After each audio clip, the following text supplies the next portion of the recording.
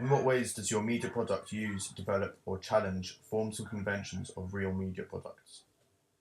Well, our thriller is primarily a psychological thriller, and the main way that our thriller challenges the conventions of a psychological thriller is that usually the protagonists are male, um, while our main character is a young woman.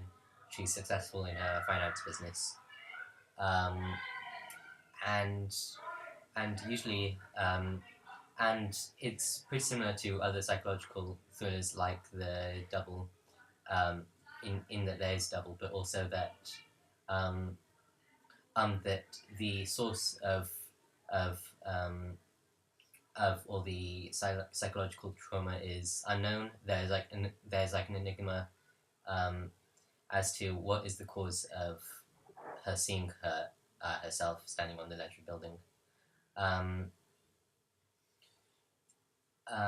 the Our character is also quite well off. She has a stable income, and the point of this was to show that anyone can fall ill, and anyone can succumb to a mental illness, not just the already unprivileged.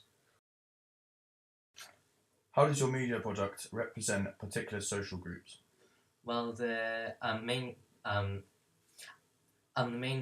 of our representation was people with mental illnesses. So our main character Victoria has some unknown mental illness, which makes her see hallucinations of herself. Um, it's usually a symptom of schizophrenia, so that could be it.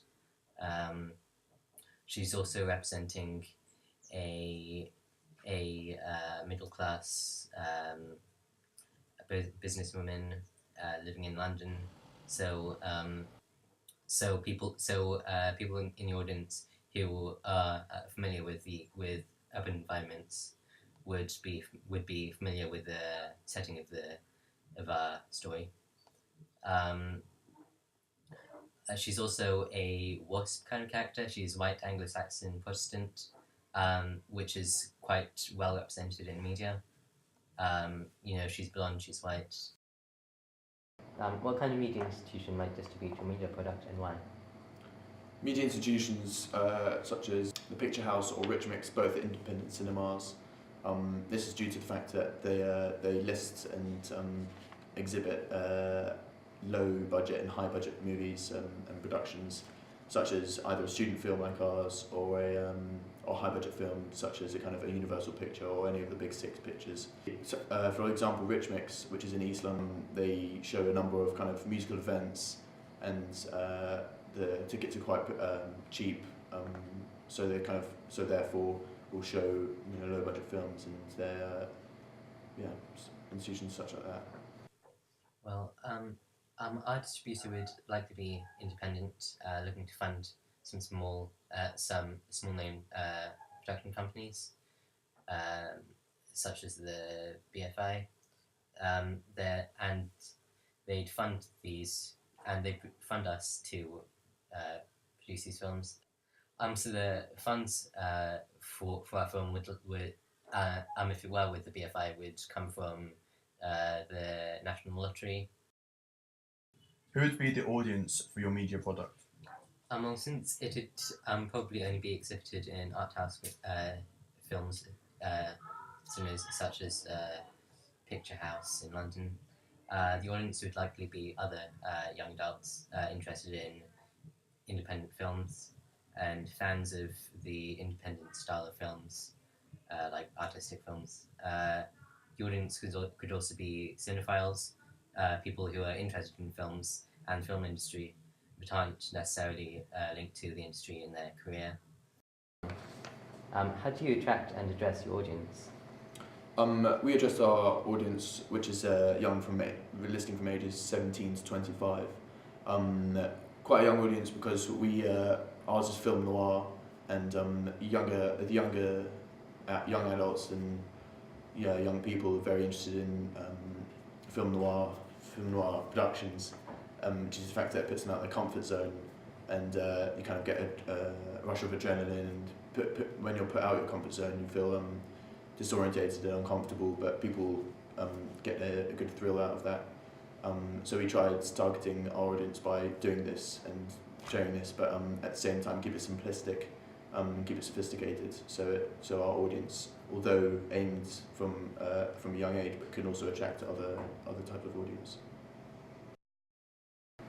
What have you learned about technologies from the process of constructing this product? So I've learned to use a range of hardware and software, such as hardware as the camera, the stand, the microphone, and software such as ScreenFlow and Final Cut Pro.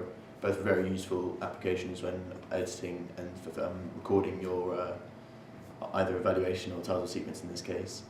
Found them very easy to use. At first we were a bit kind of shell shocked because when you hear of kind of an editing website or of software, you're a bit kind of skeptical, but it was color coded, very easy, and we caught on to it quick. We faced a few outliers when we were using the hardware, so such as we took a big stand and we took a Canon camcorder onto the tube, and we instantly realised it was quite annoying to carry around, very heavy, and also we weren't able legally to film on the tube because you needed a permit. But overall, we've learned many of things from hardware to software. Looking back at your preliminary task, what do you feel you have learned and the progression from it to have the full product? Well, the key difference between our preliminary task and our final task was that the final task was more concise, and we had to be more certain that everything made sense chronologically. So because of that, we learned how to cut the clip really closely to make it fit the time recommendation of 3 minutes. And